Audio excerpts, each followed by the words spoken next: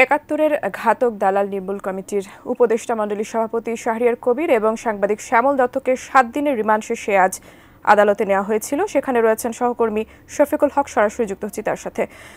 শফিকুল, আদালতে নেওয়া হয়েছিল, আদালত আসলে কি বলেছে এ ব্যাপারে, সর্বশেষ কি তথ্য আছে জানাবেন?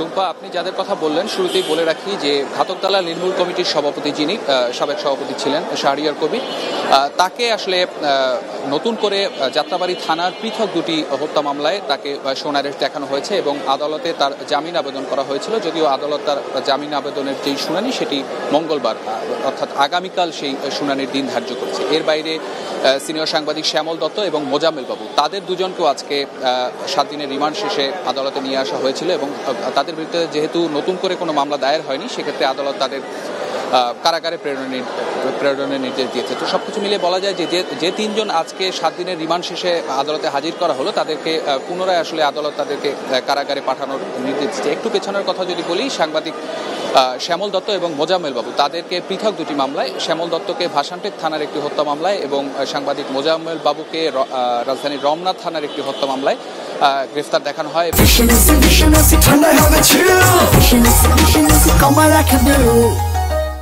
7 দিনের রিমান্ড শেষে আজকে আদালতে হাজির করা হয়েছিল এবং এর বাইরে শাহরিয়ার কবির, তাকেও একটি হত্যা মামলায় অ্যারেস্ট দেখানো হয়েছিল, যেটি ছিল রমনা থানায় দায়ের করা একটি হত্যা মামলা এবং তাকে আদালতে হাজির করে আজকে তার শারীরিক অবস্থা বিবেচনায়, অসুস্থতা বিবেচনায় তার জামিন আবেদন করে তার আইনজীবীরা। পরবর্তীতে আদালত সেই জামিন শুনানির জন্য আগামীকাল মঙ্গলবার দিন ধার্য করে। এর বাইরে ৭১ টেলিভিশনের ব্যবস্থাপনা পরিচালক মোজাম্মেল বাবু, তার আইনজীবীর সাথে আমাদের কথা হয়েছে। তিনি যেমনটি জানাচ্ছিলেন যে তারও শারীরিক অবস্থা বিবেচনায় তাকে যেন জামিন দেওয়া হয় বা আদালতে হাসপাতালে প্রেরণ করা হয়, এরকম একটি আবেদন তাদের কাছ থেকে করা হয়েছিল। যদিও আদালত সেই আবেদন নামঞ্জুর করে এবং পরবর্তীতে তাকে কারাগারে প্রেরণের নির্দেশ দেয়। এখনও 3 জন আদালত চত্বরেই রয়েছেন এবং সিএমএম কোর্ট চত্বরে যে আদালতের যে হাজতখানা রয়েছে সেখানেই 3 জন রয়েছেন। কিছুক্ষণের মধ্যে এখান থেকে তাদেরকে নিয়ে যাওয়া হবে বলে আমরা জানতে পেরেছি। তো টুম্পা, সবশেষ যদি বলতে হয় যে 3 জন 7 দিনের রিমান্ড শেষে আজকে কারাগারে আদালতে নিয়ে আসা হয়েছিল।